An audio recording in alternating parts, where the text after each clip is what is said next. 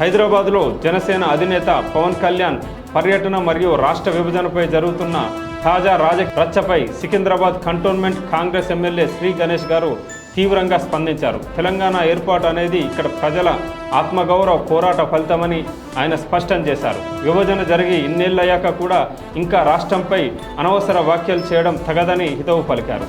పవన్ కళ్యాణ్ వెనుక ఉండి నడిపిస్తున్న వారి ఎత్తుగడలు తెలంగాణ గడ్డపై సాగవంటూ ఎమ్మెల్యే శ్రీ గణేష్ గారు చేసిన సంచలన వ్యాఖ్యల పూర్తి వివరాలు ఇప్పుడు చూద్దాం.